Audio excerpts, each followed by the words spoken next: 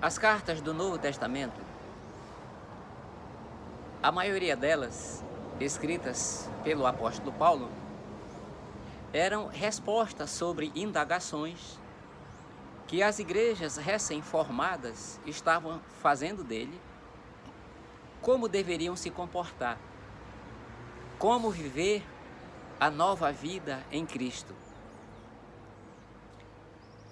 Essas coisas, elas parecem ser estranhas, mas na realidade, a sociedade do primeiro século, ela é uma sociedade muito semelhante à sociedade que nós vivemos agora. Uma sociedade que ela perdeu o rumo das coisas. Quando João Batista, ele aparece trazendo a mensagem de arrependimento, que essas foram as primeiras palavras de João Batista. João Batista, o precursor de Jesus, ele pregava, ele falava para as pessoas se arrependerem, porque o reino de Deus estava próximo. Então, era uma preparação espiritual para que as pessoas recebessem o Cristo que chegaria. Mas a sociedade estava tão corrompida que as práticas imorais, as práticas de extorsão, as práticas perversas, elas estavam tão entranhadas na sociedade que ninguém mais sabia o que era fazer certo e o que era fazer errado. No capítulo 3 do evangelho que Lucas escreveu, e a partir do versículo 10, diz que enquanto João Batista estava no deserto pregando e batizando as pessoas ali no deserto da Judéia, as multidões perguntavam assim: bem, você está falando sobre arrependimento, mas o que nós devemos fazer? E João Batista diz então para eles o seguinte: olha, quem tem 2 túnicas, dê a quem não tem. E quem tem comida, dê a quem está passando necessidade. Semelhante hoje, quem tem muito, guarda para si. Seja dinheiro, seja roupa, seja joia, sejam todas essas coisas, porque isso é ostentar poder. Então a palavra de João Batista, e lembre-se que a palavra de arrependimento aqui é sempre mudança. Arrependimento na Bíblia quer dizer mudar de rumo, mudar de direção, mudar de vida. Outras pessoas perguntavam, aqui os cobradores de impostos, que o texto lá é chamado de publicanos.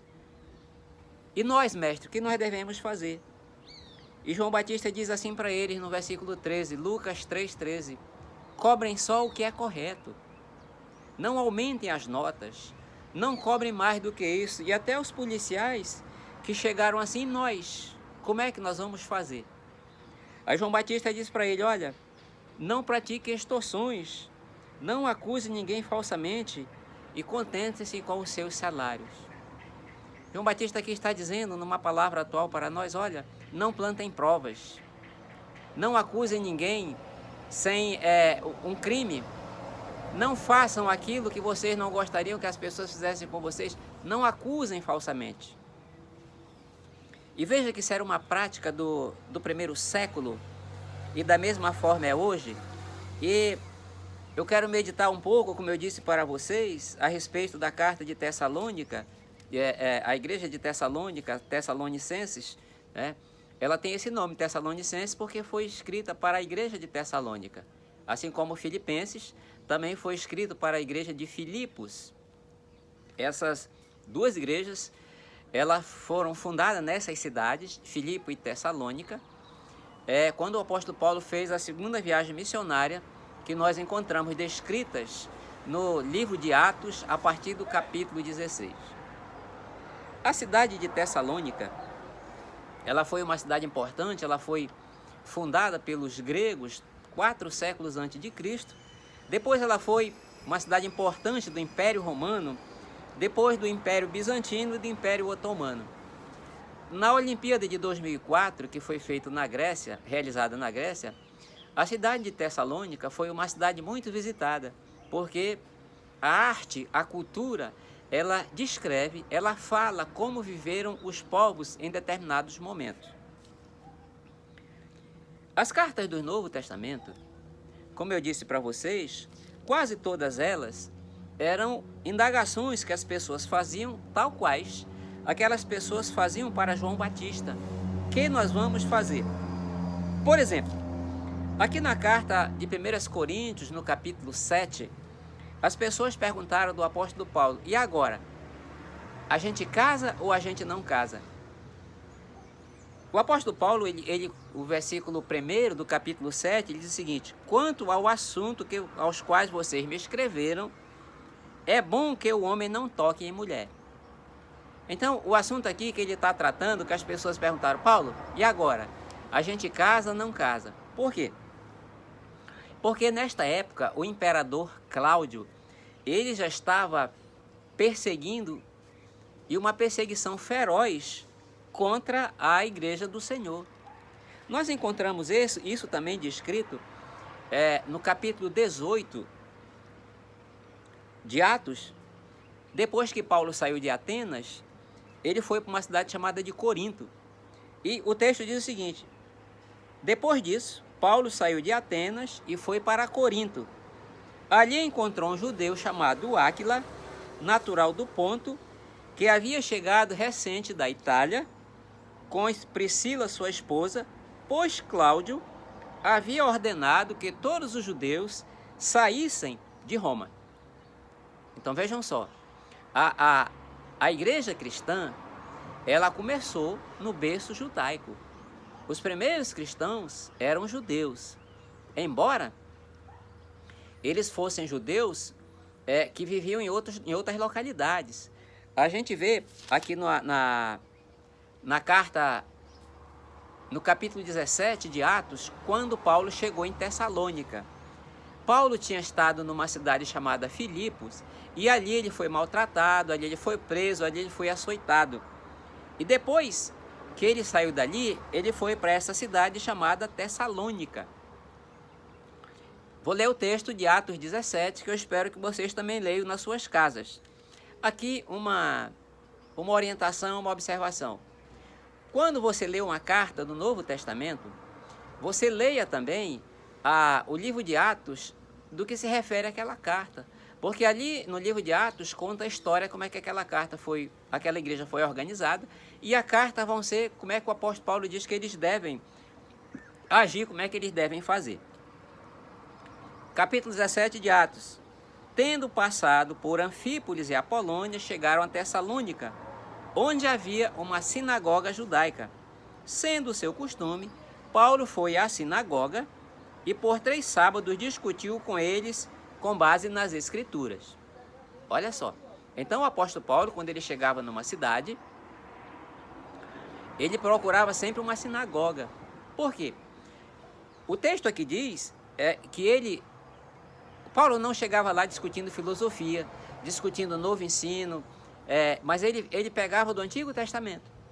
Então o texto aqui lido, no final do versículo 2, diz assim, que ele discutia, ele ensinava, ele falava a respeito das Escrituras, com base nas Escrituras. O que eram as Escrituras? Era o Antigo Testamento, e em especial os primeiros 5 livros da Bíblia, e principalmente o livro de Deuteronômio. Então o apóstolo Paulo, ele pegava aqueles textos e dizia assim, o seguinte: olha, as promessas que Deus fez para o seu povo, e basicamente Jesus Cristo, o sacrifício de Cristo, estava baseado no culto judaico. Quando um cordeiro era oferecido em sacrifício, o ponto culminante do culto, representando que um dia um cordeiro perfeito, seria oferecido definitivamente para o pecado do povo. É por isso que João Batista, quando viu Jesus, ele disse assim: eis o Cordeiro de Deus que tira o pecado do mundo. Então, para o judeu, eles sabiam o que era aquilo. Eles estavam familiarizados com esse tipo de mensagem. Então, nós vemos aqui que o apóstolo Paulo, ele chegava nas cidades e começava a ensinar do Antigo Testamento. Ele não chegava com uma mensagem nova, com coisas novas, mas ele pegava do Antigo Testamento, e essas coisas, elas são importantes a gente saber, porque o Novo Testamento, ele é rico, mas ele é alicerçado no Antigo Testamento. No Antigo Testamento. Aí o texto que nós lemos aqui de de Atos 17, diz o seguinte, olha, que então o apóstolo Paulo, ele ensinava a partir dali e ele ficou por 3 sábados. Por que sábados? Sábados eram os dias que os judeus trabalhavam durante a semana e se reuniam para ler as escrituras, ler a Torá, as escrituras do Antigo Testamento, e alguém explicava aquilo ali. Paulo era um rabino, então ele ensinou sobre isso aí. Ele ficou durante 3 sábados nesse local. Depois ele foi proibido de ensinar essas coisas. Por quê? Porque a liderança judaica achou que não estava certo ele fazer aquele tipo de coisa, porque eles estavam apegados nas tradições dos anciãos, como Jesus falou. Então Paulo, ele foi para uma outra casa, próximo da sinagoga, e ali ele ficava ensinando a palavra do Senhor. Ele ali ficou um tempo, mas depois os judeus que proibiram ele de ensinar na sinagoga, levantou um grupo de pessoas e perseguiram ele, então ele teve que sair. Quando você continua lendo o livro de Atos, você vai ver que ele saiu dali e ele foi para uma cidade chamada Bereia e depois ele foi para Atenas. Quando Paulo chegou em Atenas, ele certamente que não esquecia, ele não tirava do seu coração aquela igreja recém-formada. Então o apóstolo Paulo, ele escreveu essa carta de Tessalônica, porque certamente que ali estava Paulo, Silas, Timóteo e Lucas também, que Lucas era o que escrevia o roteiro da viagem, ele que descrevia como é que as coisas aconteciam. Então eles começavam, como é que devem estar as igrejas, como é que estão. Então o apóstolo Paulo, motivado por esta saudade, ele enquanto estava em Atenas, ele enviou Timóteo para saber como é que estava a igreja. Isso aqui ele descreve no capítulo 3 dessa primeira carta de Tessalônica. Capítulo 3, versículo 1. Por isso, quando não podemos mais suportar, achamos por bem permanecer sozinho em Atenas, e assim enviamos Timóteo, nosso irmão e cooperador de Deus. E no versículo 5 ele diz o seguinte: por esta razão, não suportando mais, quer dizer, ele estava com saudade, queria saber notícia da igreja, não suportando mais, enviei Timóteo para saber a respeito da fé que vocês têm, a fim de que o tentador não os seduzisse, tornando inútil o nosso esforço. O apóstolo Paulo aqui está dizendo para eles: olha, eu queria saber como é que estava como é que vocês estavam, essa igreja recém-formada. O apóstolo Paulo queria saber notícia daqueles irmãos. Por quê? Porque o cristianismo, assim como nas palavras de João Batista, as palavras de João Batista é a mesma do Antigo Testamento e a mesma do Novo Testamento em qualquer parte. O Evangelho é o único poder que pode transformar a essência do ser humano. A pessoa pode ir para uma religião e aquela religião ela pode criar normas para ela, aquela pessoa pode ficar uma pessoa melhor. Pode acontecer pequenas reformas naquela pessoa. Tem muitas pessoas que não têm religião nenhuma, mas que são bons pais de famílias, pagam bem as suas coisas, têm uma vida tranquila, digamos assim. Mas, entretanto, só o Evangelho ele tem o poder de transformar o coração do ser humano, transformar as perspectivas do ser humano. É isso que Jesus falou para Nicodemos no capítulo 3 de João. É necessário nascer de novo. É necessário nascer do Espírito. É necessário que a pessoa tenha um encontro pessoal com Jesus para que essa pessoa ela possa ser transformada. A Bíblia sempre trata das pessoas que são novos convertidos, as pessoas que começaram a vida cristã, um novo nascimento, como criança. Então, o apóstolo Paulo, o apóstolo Pedro, ele sempre diz o seguinte: olha, vocês precisam começar tomando leite, mas vocês precisam depois ter coisas mais sólidas. Por quê? Porque uma criança ela pode ser conduzida também para o erro.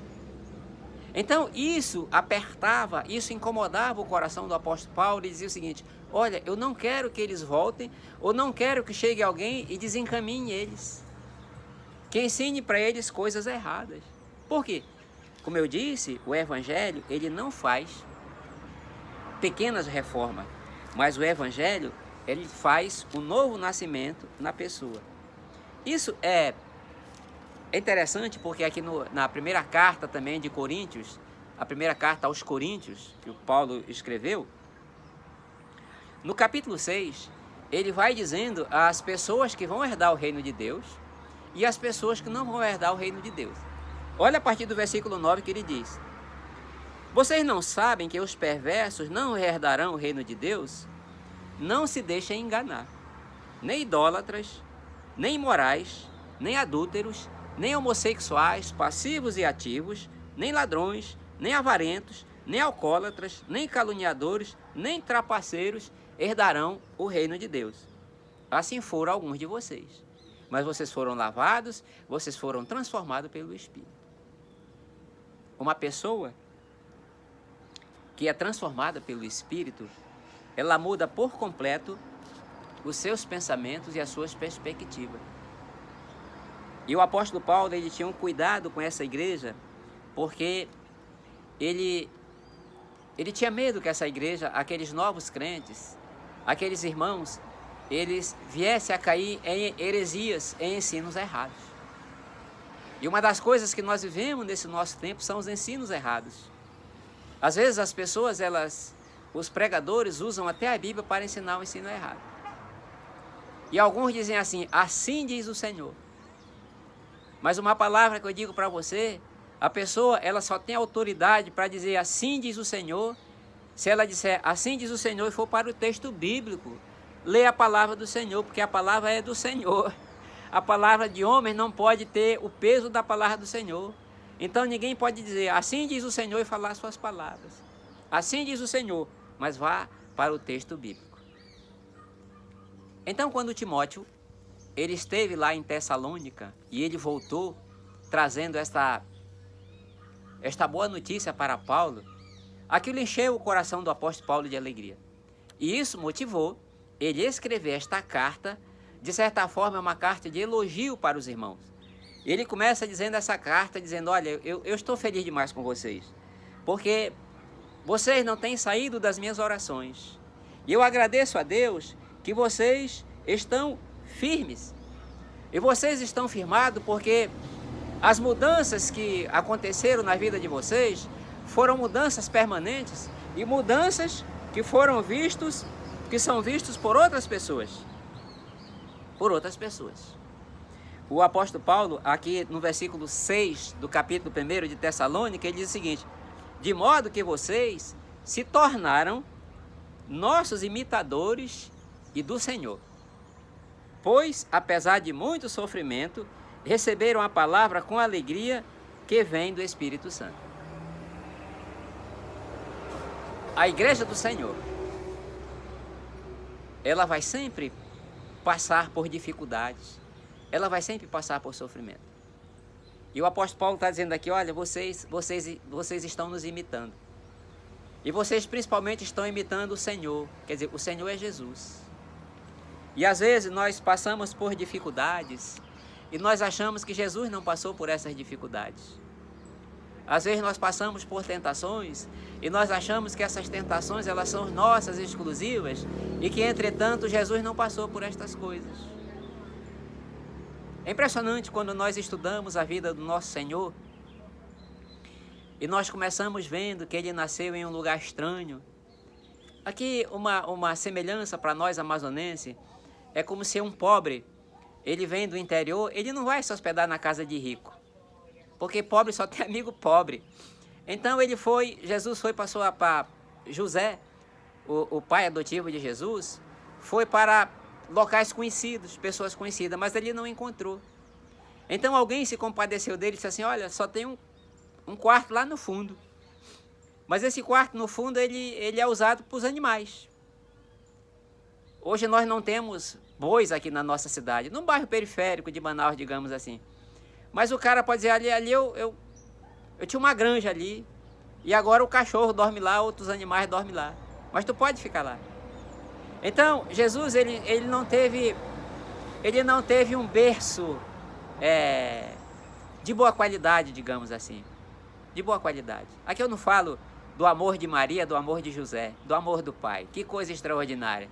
Não adianta nascer em uma casa bonita, em uma casa grande, como se diz no linguajar, em berço de ouro, mas não ter amor. E Jesus ali foi acolhido com muito amor. Mas logo depois, José foi orientado pelo Senhor, pelo anjo do Senhor, e disse: foge, foge porque Herodes quer matar o menino. Então uma situação que já estava difícil, ainda ficou pior. Que ele teve que fugir para o Egito. Agora não era só de pessoas estranhas, de terra estranha, de pessoas estranhas, tudo, cultura estranha, tudo diferente. E ali ele ficou por um tempo. Jesus, ele assumiu a profissão do seu pai José. José era carpinteiro. E o carpinteiro daquela época é diferente do carpinteiro do marceneiro de hoje. O carpinteiro daquela época, ele tinha que tirar a madeira, preparar a madeira para fazer mesa, cadeira e tudo mais, e provavelmente caixão. Então, o pai de Jesus, José, morreu quando Jesus ainda era jovem. E provavelmente Jesus, ele cuidou, como filho mais velho, do funeral do seu pai. É por isso que o escritor aos Hebreus, no capítulo 4 e no versículo 15, ele diz que Jesus passou por todos os tipos de provações, de tentações, por todo tipo de sofrimento. É por isso que o escritor aos Hebreus, ele diz assim, olha, ele sabe o que é sofrer, ele sabe o que é perder um querido, ele sabe o que é não ter dinheiro, ele sabe o que é ser acusado. Jesus foi acusado de várias coisas. Ele sabe o que é ser apontado por uma coisa que ele não fez. É por isso que ele diz, ele foi tentado de todas as formas, mas ele não pecou. E essas palavras do Senhor, que a Bíblia é a palavra do Senhor, elas são motivadoras para nós. Jesus se importa com o nosso sofrimento. Jesus se importa com as dificuldades que nós estamos passando. Mas uma coisa interessante aqui no versículo 3 dessa carta aos Tessalonicenses, que ele diz o seguinte, versículo 3, da metade em diante. Olha, o trabalho de vocês é resultado da fé e do amor motivado, do esforço motivado pelo amor. Fé é você acreditar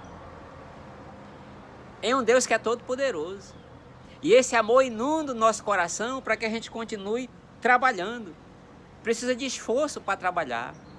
E trabalhar hoje principalmente é servir. E aqui nas palavras de João Batista é repartir com quem passa necessidade. É repartir com quem sofre. É repartir com os desesperados. Ontem eu estive lá no 28 de agosto para visitar um querido que estava lá. E a gente estava sem informação. Ele é meu amigo, meu colega de turma. E cheguei ali naquele ambiente desesperador. A imprensa estava ali e os familiares gritando, chorando, que estavam desligando os oxigênios dos mais velhos, que os mais velhos já estavam morrendo. A gente não sabe se isso é um fato verdadeiro.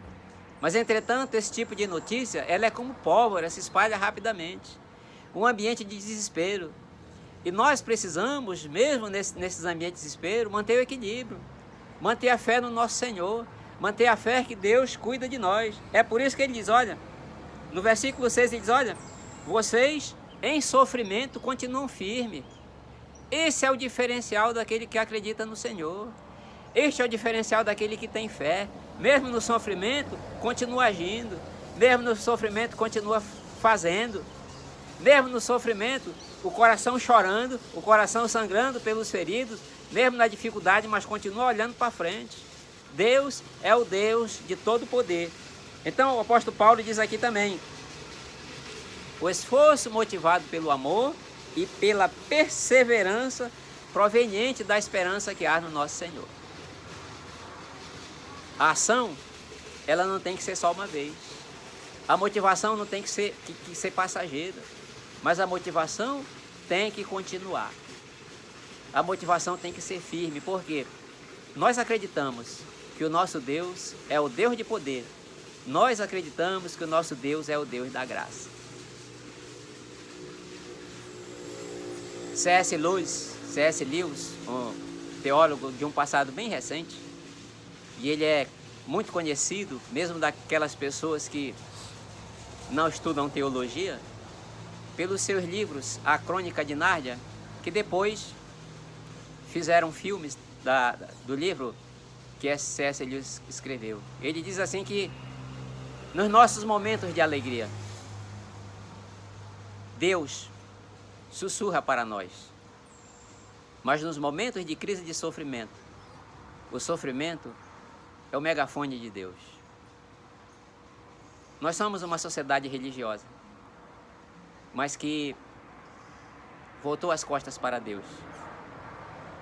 E nós somos como aquela sociedade do primeiro século, sociedade em geral. Ali procurou João Batista, do policial militar daquela época, do segurança, até o homem mais importante da Receita Federal, digamos assim. Eles não sabiam fazer o que era certo. E naquele tempo tinha muita religião. Assim estamos nós. O que não falta nesses tempos é religião. Mas o que falta para nós é conversão. É crer que Deus tem poder de todas as coisas. E que só o Evangelho tem poder de transformar o coração de uma pessoa. É por isso que o apóstolo Paulo também fala na primeira carta, na carta aos Romanos, o Evangelho é o poder de Deus. Por isso, é um tempo de você estudar mais a palavra de Deus, de você confiar que Deus tem poder em todas as coisas. É um tempo de, mesmo no meio de uma sociedade perversa, ímpia e imoral, que não sabe fazer o que é certo, que acha que certo é aquilo que a sua cabeça diz, aquilo que vai levar vantagem, aquilo que pode fazer. Ao nosso redor nós sabemos dessas coisas. Aqui na nossa cidade, em especial quando tem áreas de risco de alagamentos, as pessoas continuam ali.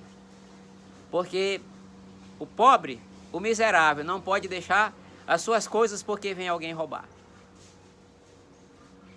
A nossa sociedade toda está contaminada. E Deus está gritando para nós: volte-se para o Senhor. Endireite os seus caminhos, como falava João Batista. Endireite as suas veredas. O Deus da paz, que nos console nesse tempo de sofrimento, nesse tempo de crise.